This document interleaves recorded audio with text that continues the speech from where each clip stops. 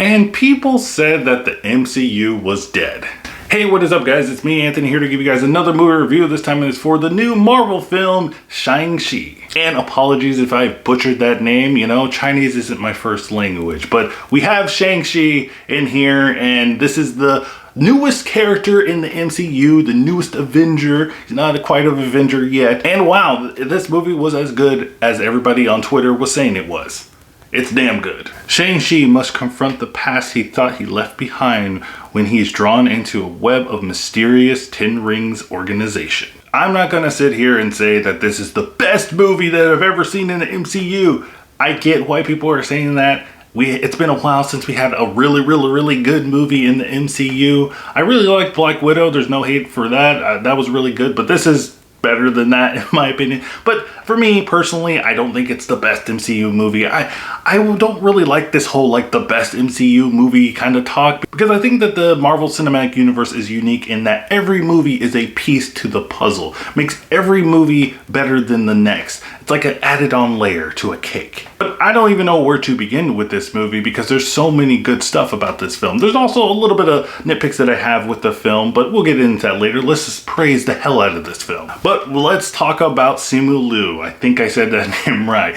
He reminds me so much of Jackie Chan in this film, especially a lot of the Jackie Chan films I used to watch growing up, you know, Drunken Master, Super Cop, Rumble in the Bronx, all those films. He just embodies like Jackie Chan to me. He's like very funny, he could be comedic, and he does a lot of like environmental kung fu is what I call it, where he uses his environment to his advantage, and he's kind of like a reluctant fighter, just like a lot of Jackie Chan films. He doesn't really want to fight because he knows he can kick your ass. And I feel like we really haven't had a character like that in the MCU, and I think that's why a lot of people are gravitating towards this movie and really hyping it up. And I gotta give the MCU credit, but they've been doing this for a long time. I know it's been a long time since we first started watching MCU, but they've been doing this for a while. They've been introducing us to new type of characters and new personalities. And Shang-Chi is just another one of those characters. And you know, in these films, when you have like a new character and you introduce him, they usually have like a love interest or a sidekick. You know, Thor had like Natalie Portman, you know, Iron Man had Pepper Potts,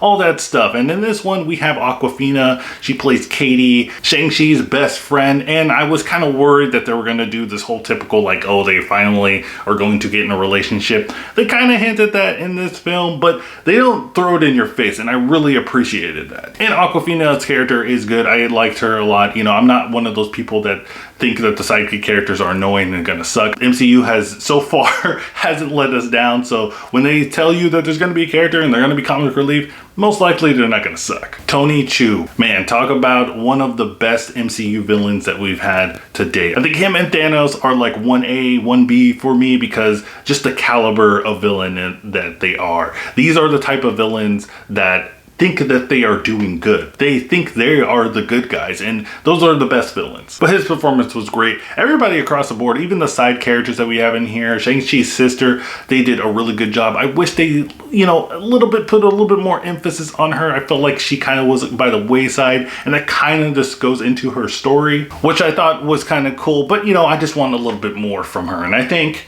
you know, I'm not going to spoil anything, but I think we're going to get a lot more of her in the next film. And I am not Chinese, so I don't know if what I'm about to say would be kind of, you know, if I have any right to say it. But I think personally that they represented the culture of Chinese culture very well. I thought that this was probably the best interpretation I've seen in Chinese culture from Disney in a long time. And yes, I'm talking about you, live action Mulan. I am not Chinese, so let me know in the comments if I have any Chinese viewers in here. Did this do any justice to the representation of Chinese culture? Let me know in the comments down below. But I think just the world in general that they created, that they showed us in this film is really cool. Something that I haven't seen since Asgard, since we first went to Asgard, and get that just feeling of going to a new world within a world. And let me talk about the fighting in this film, because again, I said that it reminds me of Jackie Chan, Rumble in the Bronx, Super Cop kind of stuff. And it really does. It really does, especially the scene in the bus. I mean, that's my favorite fight scene in there. And then there's also one on the side of a building. Of course, you have the final fight at the end. But I feel like the ones where he's just fighting the ninjas, like just fighting regular people, those are the ones I like the most, because those ones really reminded me of like old school martial arts films. And I also like that this movie wasn't afraid of subtitles. I'll say like probably like 40 to 50% of this film was in Chinese, and I really enjoyed that. It just further engraved us into the culture and set us up into this world. But you know, not everything is perfect. You know, there's a little bit of things that I have, little nitpicks that I have with this film. And then there's one of the characters in here, they set them up as like one of the big baddies, like, you know, a side bad guy, if you will. And they don't really do anything with that character.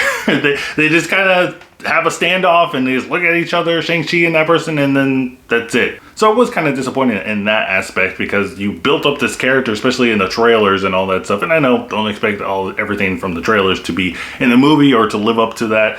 But, you know, I mean, he's a big character in the comic books. You know, I thought they would actually utilize that character more. But, you know, after watching Black Widow and Taskmaster, what they did with them, you know, I'm not expecting much. But overall, guys, I thought that Shang-Chi was a great time. One of the top tier MCU movies that we've gotten in a while. I actually did my tier list over on Twitter, so you can go definitely check that out, because, you know, it's going to stir some controversy. But I also have a question for you guys, because I know when Iron Man 3 first came out and they had the Mandarin in there, Ben Kingsley's version of the Mandarin, there was a lot of like anger and madness that they ruined the Mandarin and that the Iron Man 3 sucks and everything. I personally love Iron Man 3. I think it's really good. I think it gets a lot of heat. But now I know a lot of people were mad at that Mandarin thing, and that's why they hate Iron Man 3. Now, after watching this, if you've seen this, do you see Iron Man 3 differently? Because I'm really interested to see how that will go. But guys, let me know what you think in the comments down below. Did you like it? Did you hate it? Do you think that Shang-Chi should get 1, 2, 3, 4 movies?